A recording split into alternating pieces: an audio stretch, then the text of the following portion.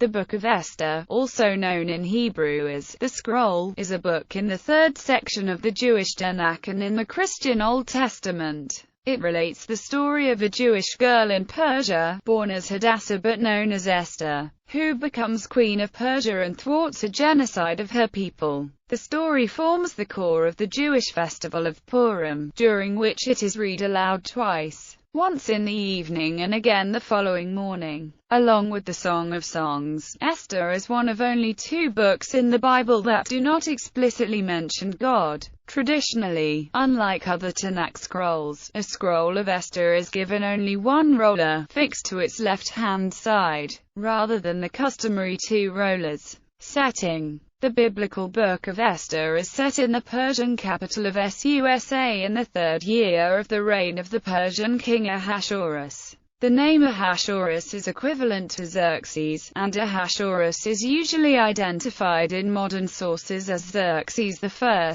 who ruled between 486 and 465 BCE. As it is to this monarch that events described in Esther is thought to fit the most closely. However, classical sources such as Josephus, the Jewish commentary Esther Ibar and the Christian theologian Bar Hebraeus, as well as the Greek Septuagint translation of Esther, instead identify Ahasuerus as either Artaxerxes I or Artaxerxes II. Assuming that Ahasuerus is indeed Xerxes I, the events described in Esther began around the years 483–482 BCE, and concluded in March 473 BCE. Summary: the text begins with Ahasuerus, ruler of a massive Persian empire, holding a lavish banquet, initially for his court and dignitaries and afterwards for all inhabitants of the capital city, Shushan. On the 7th day, Ahasuerus orders the queen, Vashti, to come and display her beauty before the guests by wearing only her crown. She refuses.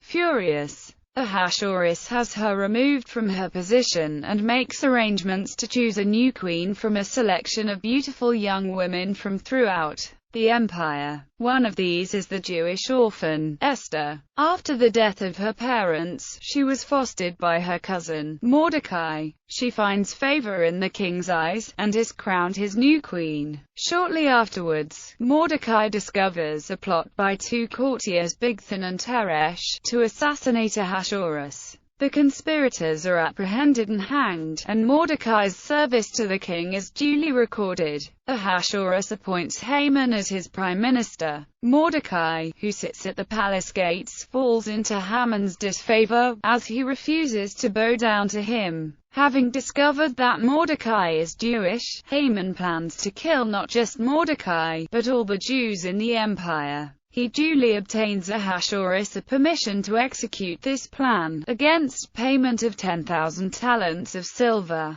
and casts lots to choose the date on which to do this, the 13th of the month of Adar. When Mordecai finds out about the plan, he implores Esther to try and intercede with the king, but she is afraid to break the law and present herself to the king unsummoned, as this was punishable by death. She orders Mordecai to have all Jews fast for 3 days together with her, and on the 3rd day she goes to Ahasuerus, who stretches out his scepter to her to indicate that she is not to be punished. She invites him to a feast in the company of Haman. During the feast, she asks them to attend a further feast the next evening. Meanwhile, Haman is again offended by Mordecai and, at his wife's suggestion, has a gallows built to hang him. That night, King Ahasuerus suffers insomnia, and when he orders the court records be read to him in order to help him sleep, he is reminded of the services rendered by Mordecai in the previous plot against his life.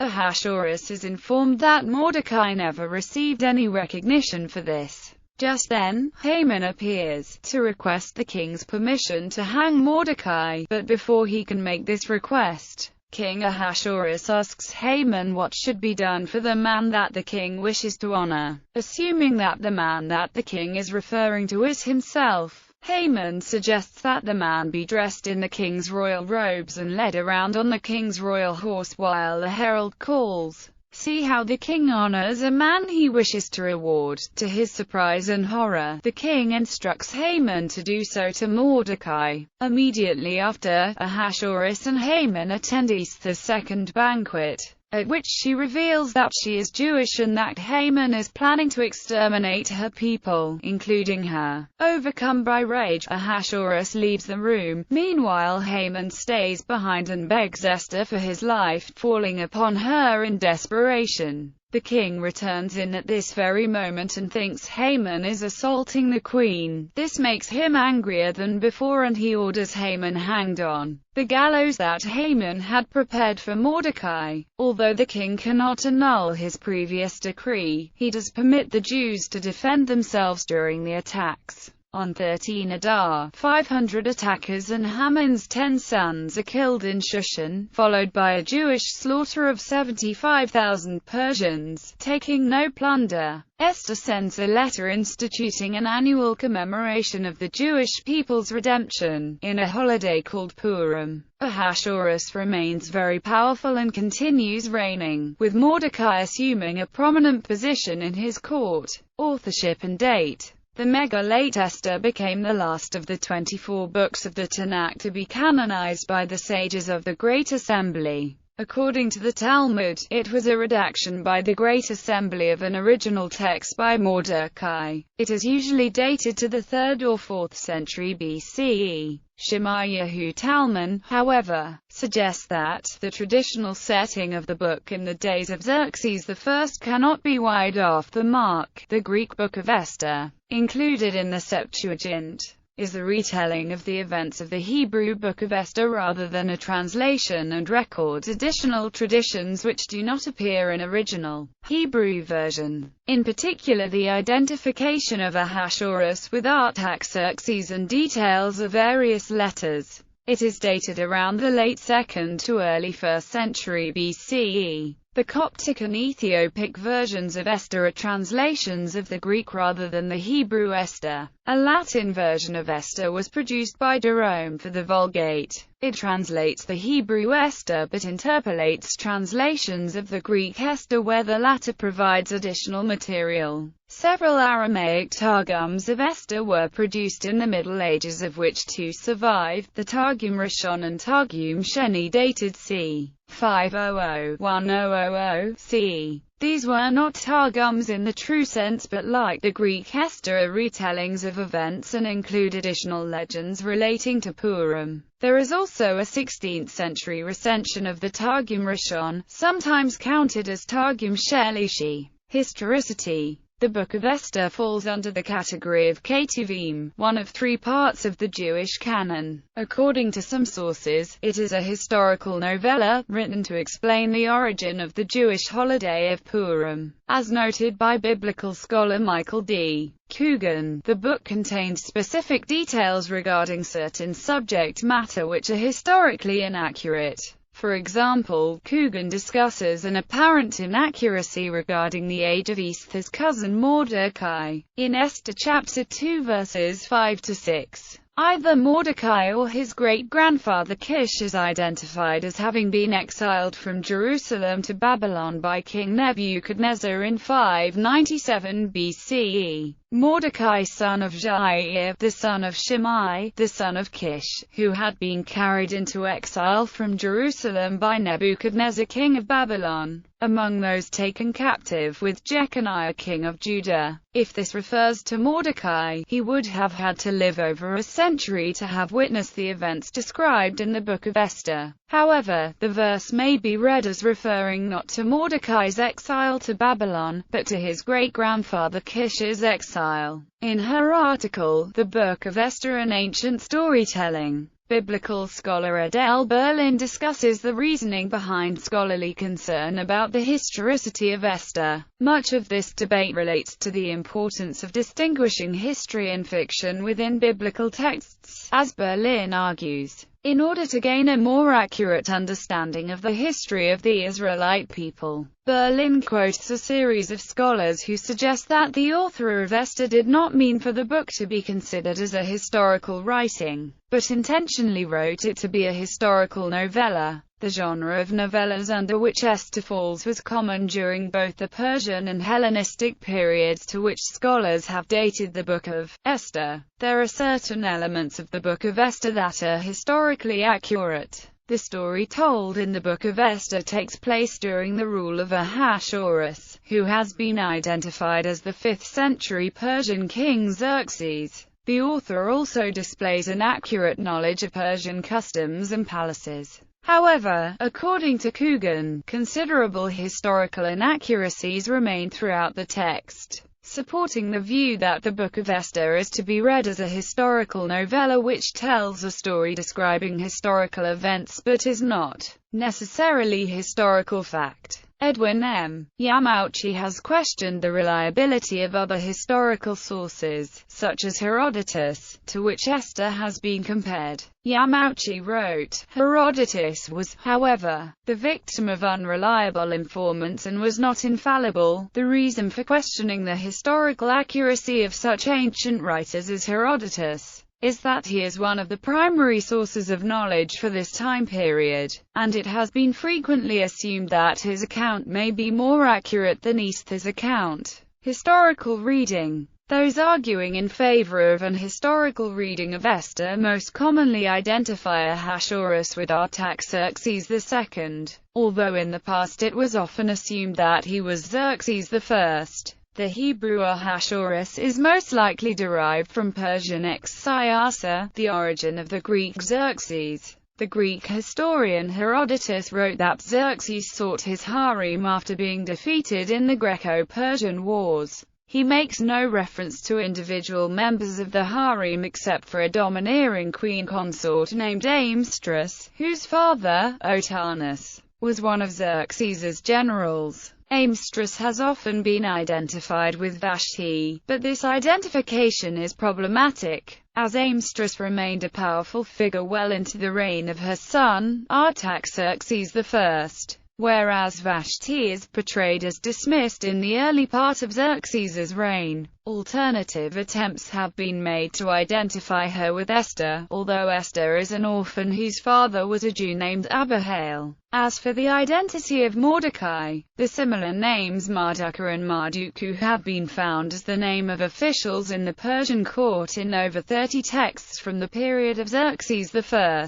and his father Darius, and may refer to up to 4 individuals, one of which might after all be Mordecai. The Old Greek Septuagint version of Esther translates the name Ahasuerus as Artaxerxes, a Greek name derived from the Persian Artaxerxes. Josephus too relates that this was the name by which he was known to the Greeks, and the Midrashic text Esther Rabbah also makes the identification. Bar-Hebraeus identified Ahasuerus explicitly as Artaxerxes II, however, the names are not necessarily equivalent. Hebrew has a form of the name Artaxerxes distinct from Ahasuerus, and a direct Greek rendering of Ahasuerus is used by both Josephus and the Septuagint for occurrences of the name outside the Book of Esther. Instead, the Hebrew name Ahasuerus accords with an inscription of the time that notes that Artaxerxes II was named also Asu, understood as a shortening of Asiasu, the Babylonian rendering of the Persian Xiasa, through which the Hebrew Ahasuerus is derived. CTEC has related that Artaxerxes II was also called Artikos, which is understood as a similar shortening with the Persian suffix ke that is applied to shortened names.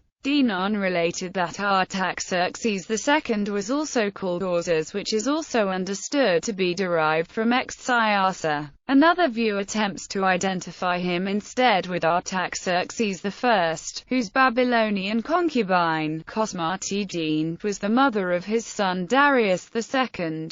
Jewish tradition relates that Esther was the mother of a king Darius, and so some try to identify Ahasuerus with Artaxerxes I and Esther with Cosmatidine, based on the view that the Ahasuerus of the Book of Tobit is identical with that of the Book of Esther. Some have also identified him as Nebuchadnezzar's ally Cyaxares. In certain manuscripts of Tobit, the former is called Achiachar, which, like the Greek Cyaxares, is thought to be derived from Persian Huaxarath, depending on the interpretation of Esther chapter 2 verses 5 to 6. Mordecai or his great-grandfather Kish was carried away from Jerusalem with Jeconiah by Nebuchadnezzar, in 597 BCE. The view that it was Mordecai would be consistent with the identification of Ahasuerus with Cyaxares. Identifications with other Persian monarchs have also been suggested. Jacob Hochanda has argued that evidence of the historicity of Haman and his father Hammedatha is seen in Ominis and Anidatus mentioned by Strabo as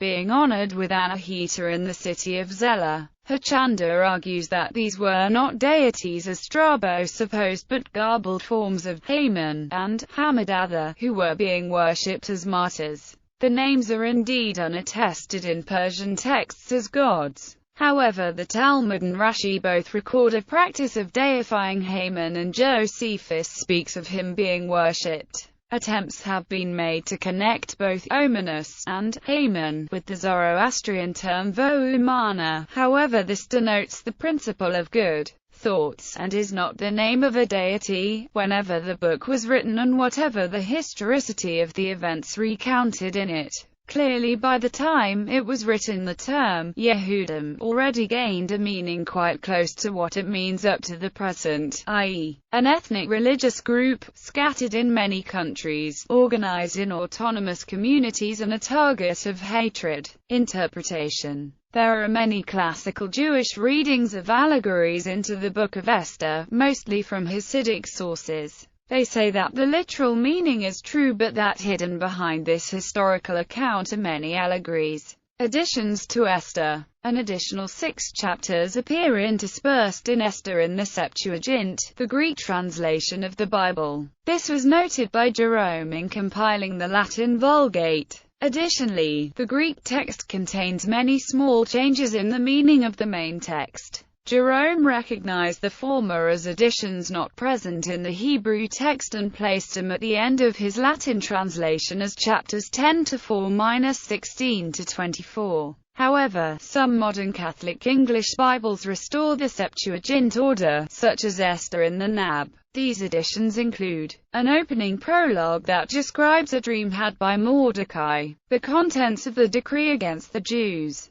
prayers for God's intervention offered by Mordecai and by Esther, an expansion of the scene in which Esther appears before the king, with a mention of God's intervention, a copy of the decree in favor of the Jews, a passage in which Mordecai interprets his dream in terms of the events that followed, a colophon appended to the end, which reads, "In the 4th year of the reign of Ptolemy and Cleopatra, Dositheus, who said he was a priest in Levita, and his son Ptolemy brought the present letter of Purim, saying that it was genuine and that Lysimachus, son of Ptolemy, of the community of Jerusalem, had translated it." By the time Esther was written, the foreign power visible on the horizon as a future threat to Judah was the Macedonians of Alexander the Great, who defeated the Persian Empire about 150 years after the time of the story of Esther. The Septuagint version noticeably calls Haman a Bugan, where the Hebrew text describes him as an Agagite. The canonicity of these Greek editions has been a subject of scholarly disagreement practically since their first appearance in the Septuagint. Martin Luther, being perhaps the most vocal Reformation-era critic of the work, considered even the original Hebrew version to be of very doubtful value. Luther's complaints against the book carried past the point of scholarly critique and may reflect Luther's antisemitism, which is disputed, such as in the biography of Luther by Derek Wilson, which points out that Luther's anger at the Jews was not at their race but at their theology. The Council of Trent, the summation of the Roman Catholic Counter-Reformation, reconfirmed the entire book, both Hebrew text and Greek editions, as canonical. The Book of Esther is used twice in commonly used sections of the Catholic lectionary. In both cases, the text used is not only taken from a Greek edition, the readings also the prayer of Mordecai, and nothing of Esther's own words is ever used. The Eastern Orthodox Church uses the Septuagint version of Esther, as it does for all of the Old Testament. The additions are specifically listed in the 39 Articles, Article 6, of the Church of England. The rest of the Book of Esther